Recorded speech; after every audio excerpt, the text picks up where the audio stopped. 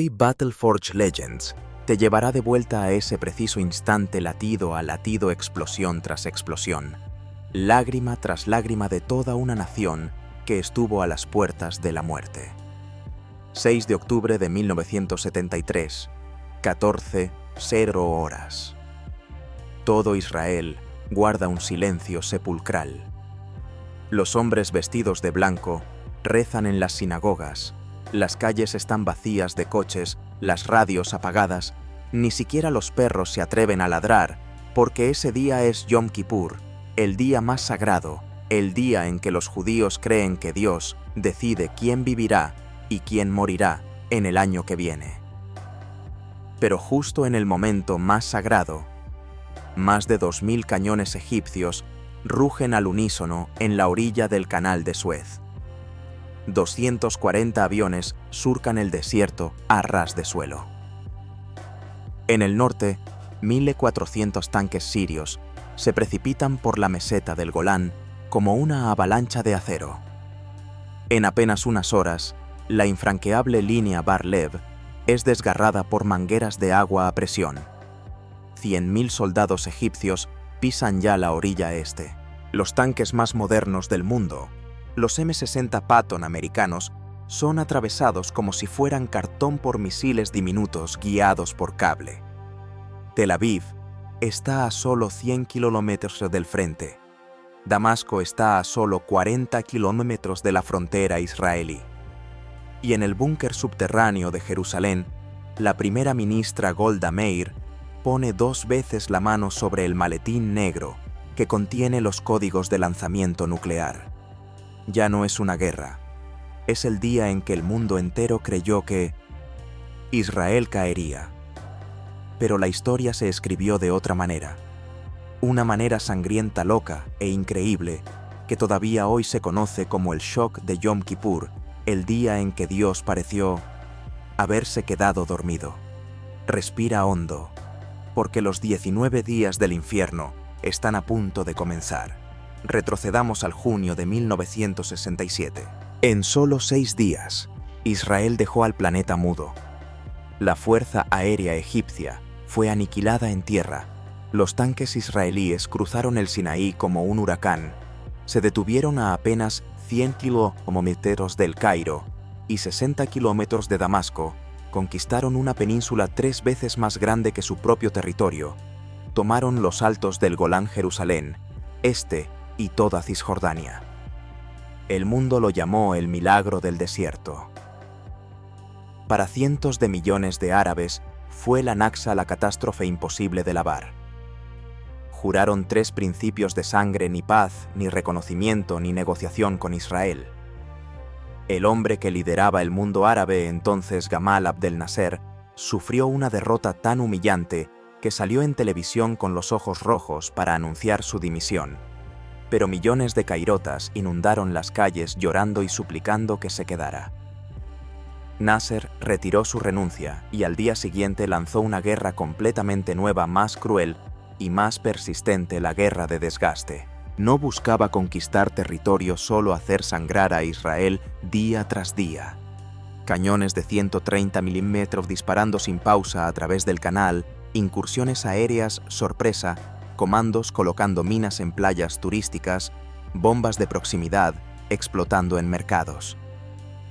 De 1967 a 1970, ni una sola noche, los israelíes pudieron dormir tranquilos.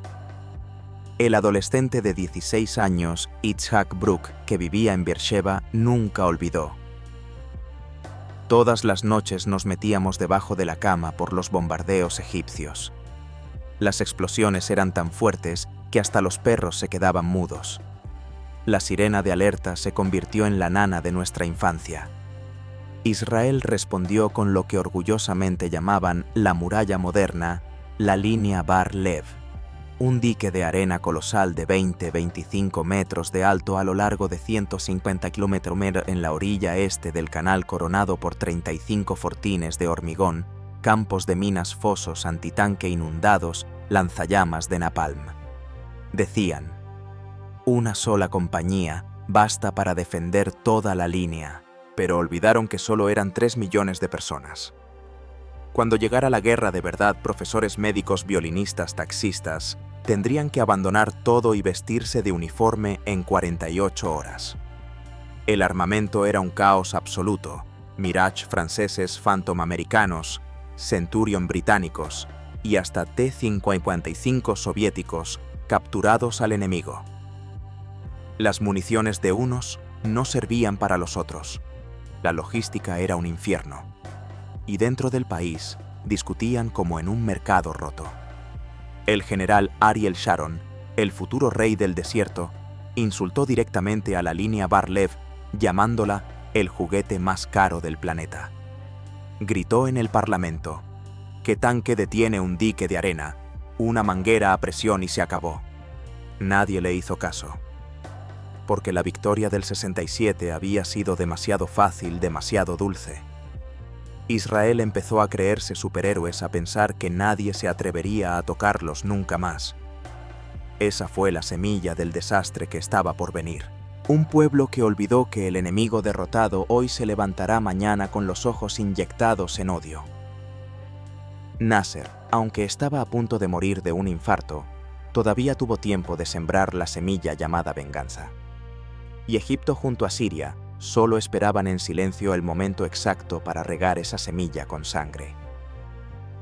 Septiembre de 1970. Gamal Abdel Nasser sufre un infarto y muere en plena reunión. Millones de árabes lloran hasta desmayarse. En Tel Aviv abren champán. El Mossad concluye: sin Nasser, Egipto estará en caos al menos una década. Se equivocaron de forma mortal. El que subió al poder fue Anwar el-Sadat, un vicepresidente callado de sonrisa forzada, al que la prensa occidental llamaba abiertamente marioneta y cobarde. El día de su investidura, vestido con un traje gris claro, se plantó ante millones de personas en el funeral de Nasser y dijo una sola frase: continuaré el camino del héroe. Todos se rieron por lo bajo.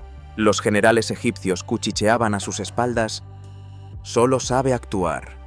Pero esa misma noche Sadat y Hafez al-Assad en Damasco empezaron un plan que aún hoy se enseña en las academias militares como una obra maestra. Hicieron 3 cosas al mismo tiempo tan en silencio que el Mossad ni siquiera olió la pólvora. Primero, modernización militar a ritmo frenético. La Unión Soviética volcó en Egipto la mayor cantidad de armas desde la Segunda Guerra Mundial, cientos de baterías móviles SAEM-6, que la aviación israelí nunca había visto, miles de misiles anticarros Säger, diminutos, pero que atravesaban blindaje como mantequilla, tanques T-62 con visión nocturna, puentes flotantes que se montaban en 5 minutos y soportaban 60 toneladas, y especialmente 240 mangueras gigantes alemanas de bomberos con presión de 100 atm, suficiente para desgarrar el dique Bar-Lev como si fuera papel higiénico. Segundo, reforma total. Sadat destituyó a todos los generales políticos que solo sabían gritar consignas y los sustituyó por lobos de verdad: Saad el-Shazli, el Rommel del desierto, y Gamasi, maestro de la logística. Entrenaron a los soldados día y noche con un único guión: cruzar el canal de Suez en menos de 6 horas, atrincherarse bajo el paraguas antiaéreo y no avanzar jamás más de 15 kilómetros, porque salir del paraguas significaba morir bajo la aviación israelí. Tercero, la mejor operación de engaño de la historia militar moderna. En 1972, Sadat expulsó públicamente a 20.000 asesores soviéticos. Todo el mundo aplaudió. Egipto se había peleado con Moscú, ya no podría luchar. Daba discursos conciliadores y dejaba que la prensa fotografiara a sus soldados practicando el cruce del canal con flotadores infantiles. El servicio de inteligencia israelí se partía de risa: estos solo saben nadar de guardería, mientras Assad callaba como una piedra y en secreto bajaba sus 2 divisiones acorazadas de élite al Golán desde el verano. el día de elegido Yom Kippur, 6 de octubre de 1973. El día en que el 80% de los soldados israelíes estarían rezando con túnicas blancas, los tanques cerrados con candado en los depósitos y la fuerza aérea solo tendría unas decenas de aviones en alerta. Sadat dijo a sus generales de confianza una frase que helaba la sangre: "No necesitamos ganar toda la guerra. Solo necesitamos ganar las primeras 48 horas. Y esas 48 horas bastarían para convertir al títere Sadat en la peor pesadilla de Israel". Próxima parte. Las 14:00 del día del destino, cuando el cielo del Sinaí estalla y la línea Bar Lev se convierte en polvo en pocas horas. No parpadees. El verdadero terremoto está a punto de empezar. 14:00 horas del 6 de octubre de 1973. El sol aún cuelga en lo alto del desierto cuando el infierno se abre oficialmente. 2000 cañones egipcios rugen al unísono con un solo sonido que llega hasta Tel Aviv a más de 100 kilómetros. Durante 53 minutos seguidos, 10.500 toneladas de acero y explosivos caen sobre los 450 soldados israelíes. Medio dormidos de la línea Bar Lev, cada soldado recibe 23 toneladas de proyectiles. Nadie vive para dar la alarma. Los fortines de hormigón saltan por los aires, los lanzallamas de napalm explotan formando bolas de fuego gigantes que flotan en el cielo del desierto como un segundo sol.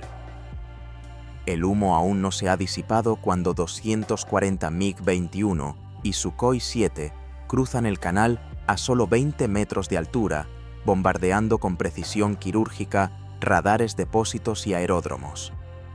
Israel pierde 27 Phantom y Skyhawk en media hora. Muchos pilotos ni siquiera se han subido la cremallera del traje. Al mismo tiempo, las 240 mangueras alemanas se ponen a máxima potencia, chorros de agua a 100 atm golpean el dique de 25 metros y abren 70 brechas gigantes en menos de 4 horas. Lo que Israel presumía que una compañía podía defender ahora solo son montones de arena mojada. 8 puentes flotantes de 60 toneladas caen al agua con estruendo de truenos. 90 transbordadores trabajan a tope. 100.000 soldados egipcios y 1.020 tanques cruzan tan rápido que el cuartel general israelí en Hashiba aún discute: ¿es un ejercicio o es real? Cuando se dan cuenta ya es tarde. 5 divisiones egipcias ya han cavado trincheras, desplegado el paraguas SAM 6 y empezado a disparar. Aparecen por primera vez los misiles Sager. Pequeños baratos como una moto, vuelan lento como un peatón, se guían con un joystick y 2 bobinas de cable telefónico.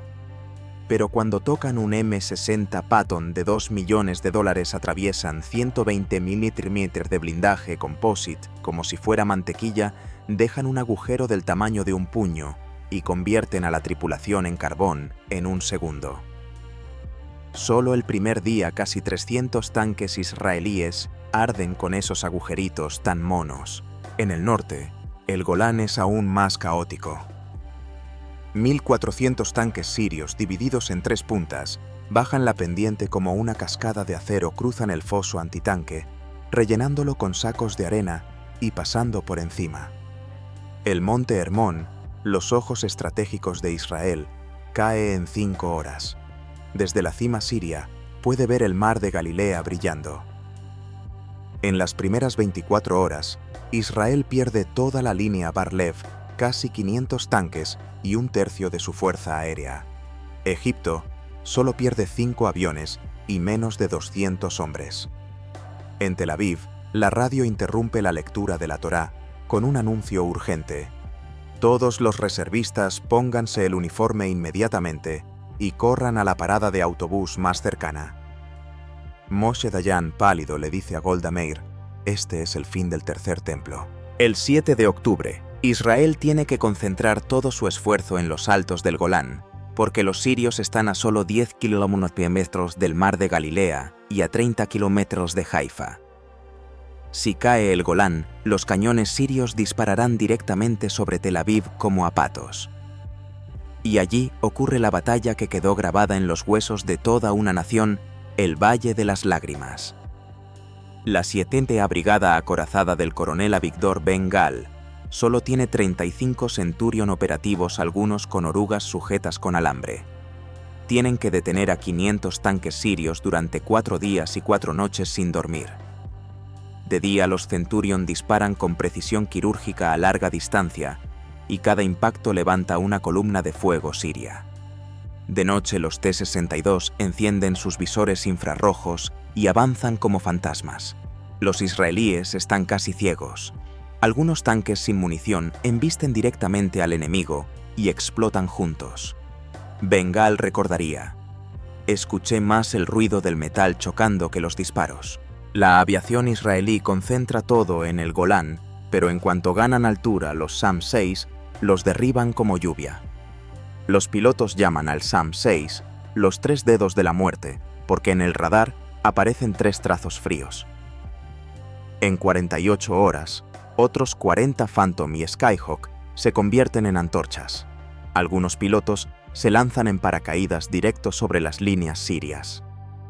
El 8 de octubre, la situación es tan negra que Golda Meir convoca una reunión de emergencia en el búnker de Jerusalén. Moshe Dayan Blanco, como el papel susurra: podemos perder el país en las próximas 24 horas. En ese preciso momento, según documentos desclasificados en 2008, ordena activar el Plan Sansón. 13 ojivas nucleares de 20 kilotones son puestas en alerta máxima en F-4 y misiles Jericho. Si los árabes cruzan el Jordán-Israel, arrastrará a todo Oriente Medio al sepulcro con ellos. Pero a partir de la tarde del 9 de octubre, el milagro aparece en silencio. Llegan los últimos reservistas, profesores, violinistas, taxistas convertidos en tanquistas. Los gigantescos C-5 Galaxy americanos aterrizan día y noche en Lod, cargados de proyectiles de 105.000 mm y misiles TOW. La aviación israelí cambia de táctica, vuela rasante como un fantasma y de repente sube para cortar las líneas logísticas sirias. El 9 de octubre, el Golán se mantiene por los pelos con sangre y lágrimas. El 10 de octubre, el Fénix israelí empieza a desplegar alas de nuevo. En el Golán, las brigadas de reservistas que acaban de bajar del autobús saltan directamente a los tanques y lanzan la contraofensiva. En solo 48 horas, empujan a los sirios fuera de la meseta y cruzan a territorio sirio. Los cañones de 175 mm disparan directamente contra los suburbios de Damasco. Asad, aterrado, llama a Sadat: «Sálvame o muero antes que tú». En el Sinaí, Sadat comete el error mortal. Bajo presión, Siria ordena a 2 ejércitos egipcios salir del paraguas Sam para avanzar más. El general Shazli grita en el cuartel general: «Salir del paraguas es suicidio». Sadat se empeña. El 14 de octubre estalla la mayor batalla de tanques desde la Segunda Guerra Mundial. Casi 2.000 blindados chocan en el desierto. Los tanques egipcios, en cuanto abandonan sus posiciones antiaéreas, son destrozados por la aviación israelí. Más de 260 tanques egipcios arden en una sola tarde. Los restos forman un cementerio de acero. Al mismo tiempo, el coronel Abraham Adán descubre una brecha de solo 5 kilómetros entre el 2.O y el 3.R ejército egipcio, el hueco llamado Deber Suar. Ariel Sharon, el loco del desierto, se lanza inmediatamente a la idea más demencial de la historia: cruzar el canal de Suez en sentido contrario, atacar la orilla oeste y clavarse en la retaguardia egipcia. La noche del 15 al 16 de octubre comienza la operación de cruce. Sharon usa el truco clásico, ordena bombardeos masivos en todo el frente de norte a sur para que Egipto crea que viene un ataque general. Mientras tanto, una pequeña columna arrastra en silencio balsas y puentes flotantes hasta Deber Suar. La batalla de Chinese Farm esa noche es una pesadilla real. Ambos bandos se disparan en la oscuridad total, solo se ven los destellos de los cañones. Paracaidistas israelíes y soldados egipcios se apuñalan con bayoneta, lanzan granadas dentro de sus propios tanques porque no distinguen amigo de enemigo. La sangre corre a ríos por la arena. A las 3 de la madrugada del 16 de octubre, el primer puente flotante queda listo. Los primeros Centurion ruedan hacia la orilla africana la primera vez desde Moisés. Al amanecer, toda la división de Sharon está al otro lado y ha consolidado una cabeza de puente sólida. Egipto no se entera de la magnitud, cree que es una incursión pequeña y pierde las 24 horas de oro para destruir la cabeza de puente cuando aún era vulnerable. A partir de ahí, Sharon se desata. Tanques artillería autopropulsada M107 de 175 mm y misiles TOW cruzan como una riada. Destruyen todo el sistema SAM, depósitos puentes y carreteras egipcias. El 18 de octubre, el 3.Er, ejército egipcio, queda completamente cercado la ciudad de Suez amenazada. Sadat, en pánico, pide auxilio a la Unión Soviética. Israel ha logrado lo imposible del borde de la aniquilación, han llevado la guerra al terreno del enemigo y convertido al cazador en presa. El 19 de octubre, el cerco al 3.Er ejército egipcio ya está cerrado. 60.000 hombres y 250 tanques atrapados en la bolsa de Suez sin suministro. Ariel Sharon desde una colina mira hacia abajo y sonríe fríamente. Ahora os toca llorar a vosotros. Los cañones de 175 mm israelíes disparan día y noche. La ciudad de Suez tiembla como si fuera a partirse. Sadat llama casi suplicando a Brezhnev: «Sálvame, o Egipto perece». La noche del 22 de octubre, el Consejo de Seguridad de la ONU aprueba la resolución 338, alto el fuego inmediato efectivo, a partir de las 18:52 del día siguiente. Egipto suspira aliviado, cree haberse salvado, pero Israel hace oídos sordos. Golda Meir dice sin rodeos en el gabinete: «No pararemos mientras el enemigo siga vivo». A partir de las 19:00, los tanques de Sharon siguen apretando el cerco. La noche del 23, los paracaidistas israelíes toman el puerto de Adabilla y cortan la última salida al Mar Rojo del 3.Er ejército. Los altavoces egipcios repiten sin parar: «Rendíos, os trataremos con humanidad». Los soldados egipcios empiezan a tirar las armas y a salir con las manos en alto. El 24 de octubre, la Unión Soviética amenaza con intervenir directamente. Brezhnev envía un ultimátum a Nixon. Estados Unidos eleva la alerta nuclear global a DEFCON 3, la primera vez desde la crisis de los misiles de Cuba. El mundo está al borde de una guerra nuclear por una pequeña ciudad junto al Canal de Suez. Finalmente, bajo presión americana, Golda Meir acepta el segundo alto el fuego efectivo a las 07:00 del 25 de octubre. Esta vez Israel obedece de verdad. Cuando callan los cañones, el mapa ha cambiado. Israel ocupa 1.600 kilómetros adicionales de territorio egipcio al oeste del canal y 500 kilómetros de tierra siria en la región de Bashán. Egipto solo conserva una franja estrecha de 10-15 kilómetros en el este del Sinaí, exactamente lo que Sadat había planeado desde el principio. Pero la guerra terminó de una forma que nadie esperaba. Egipto perdió terreno, pero recuperó el honor. Israel ganó en el campo de batalla, pero perdió la fe en su gobierno y en sí mismo. 19 días, 2.800 soldados israelíes muertos. La tasa de mortalidad más alta de su historia. Egipto dejó 15.000 cadáveres. Siria 3.500. El desierto del Sinaí está lleno de tanques quemados. El olor a muerte se siente a decenas de kilómetros. Israel no fue sorprendido por falta de información. Fue sorprendido porque la arrogancia les había cegado por completo. La doctrina de inteligencia llamada The Concept fue el cuchillo que ellos mismos se clavaron en el corazón. Solo 2 frases.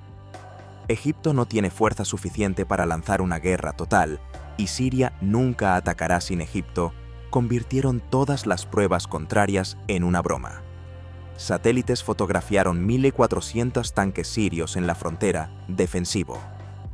100.000 soldados egipcios concentrados en el canal, el ejercicio Tahrir 41 nada más. Puentes flotantes, mangueras de agua, miles de bidones de combustible en primera línea. Entrenamiento civil, no os preocupéis.